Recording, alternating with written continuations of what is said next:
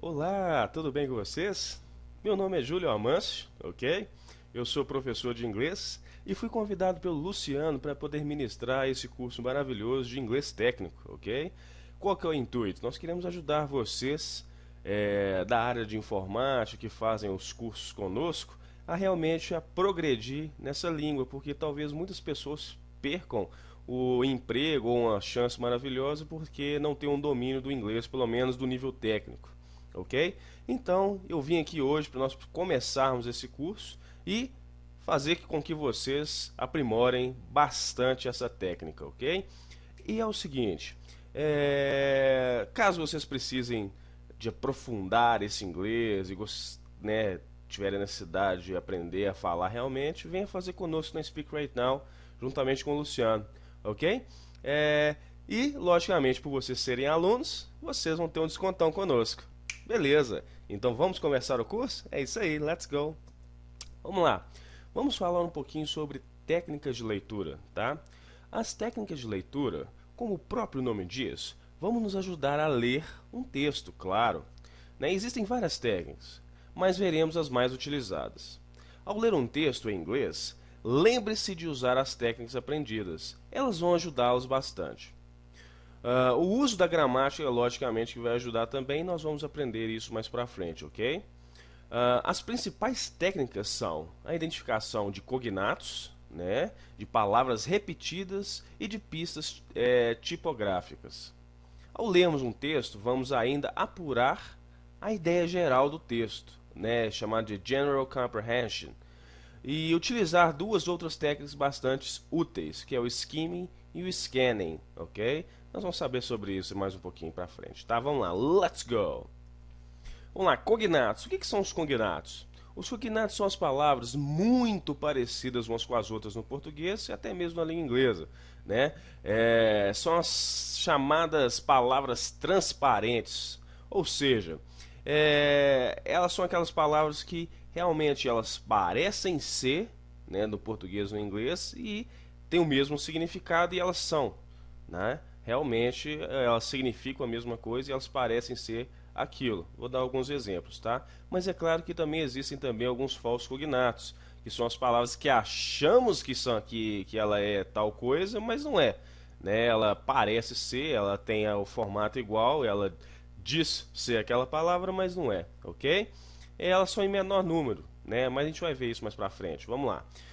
Quais que são essas palavras? Vou citar alguns exemplos e você pode montar até, assim, eu vou disponibilizar uma lista de falsos cognatos mais pra frente, para vocês poder dar uma decoradinha neles aí, é muito interessante.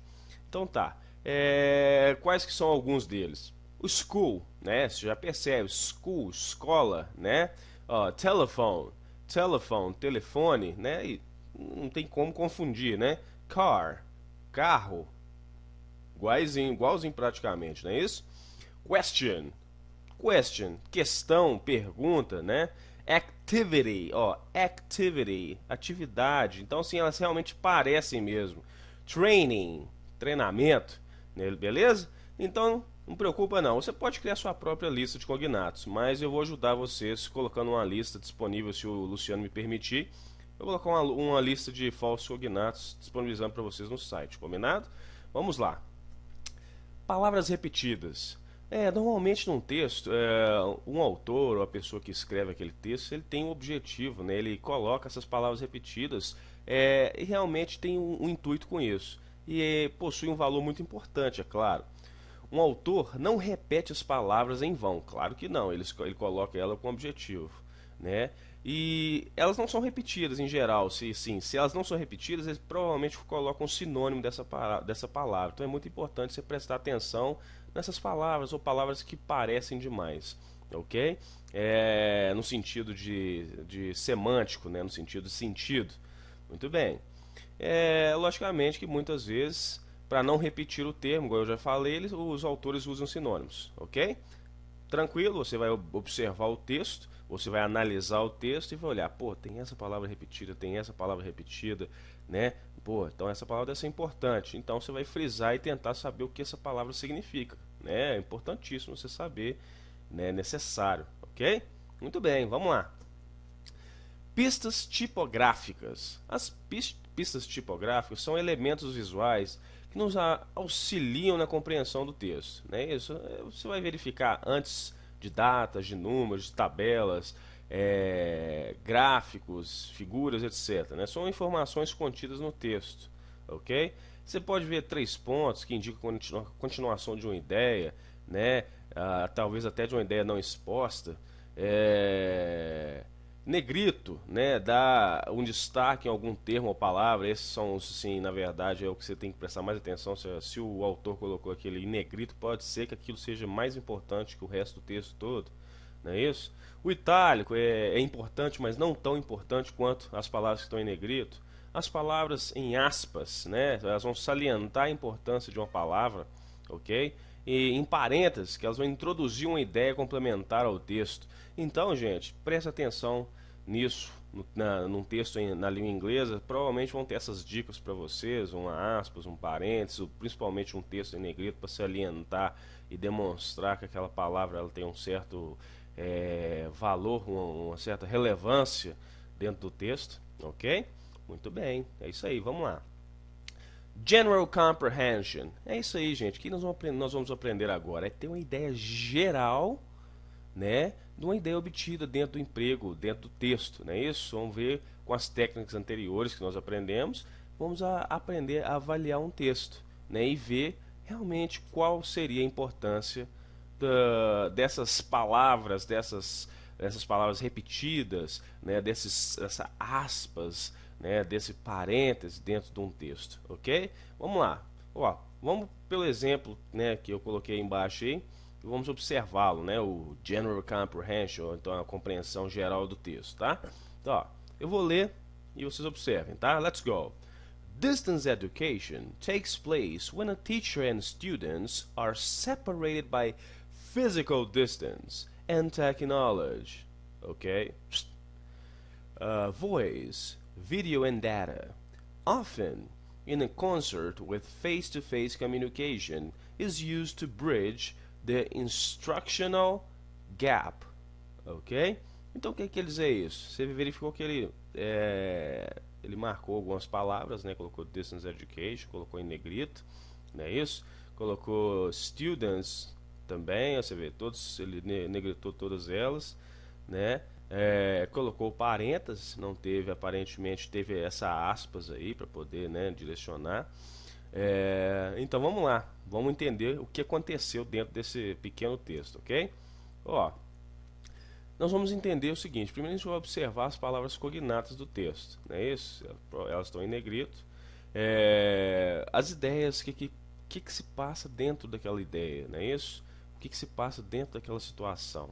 Então vamos enumerar as palavras conhecidas, pelo menos as que, né, parecem com o inglês. Vamos lá. Distance education. Isso aí são praticamente uma frase cognata, nem uma palavra, é uma frase cognata. Então, educação à distância. Você consegue entender isso com facilidade, não é isso?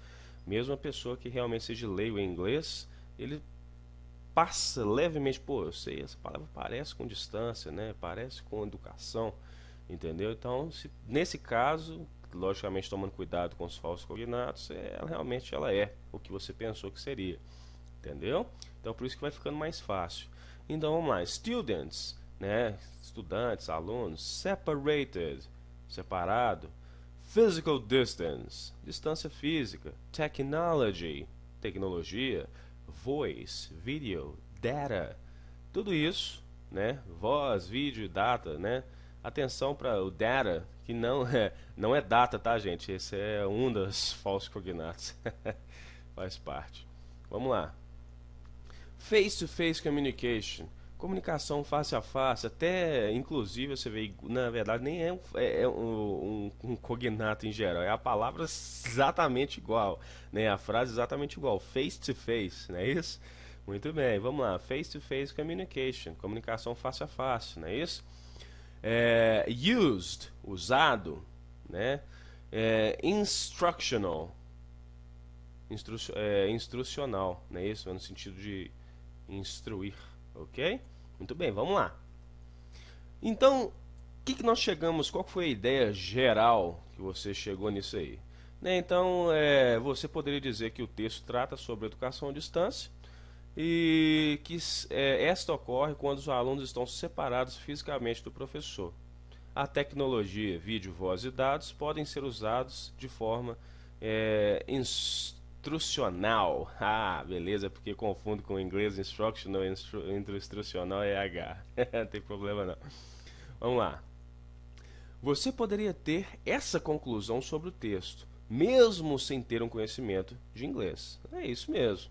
Né? É claro que à medida que você for aprendendo, a sua percepção sobre o texto também aumentará. Há muitas informações que não são óbvias assim, é claro, mas em geral num texto, a maior parte das informações são óbvias desse jeito.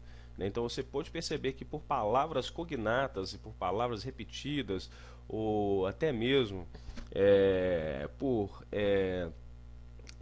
dicas tipográficas, não é isso? Você conseguiu identificar uma conclusão para o texto. Você tirou sua conclusão com relação ao texto. É lógico que alguns textos você precisa de evoluir um pouco mais ali o inglês para você poder conseguir realmente entender. Mas a maior parte deles você tem essa facilidade. Ok? Tranquilo.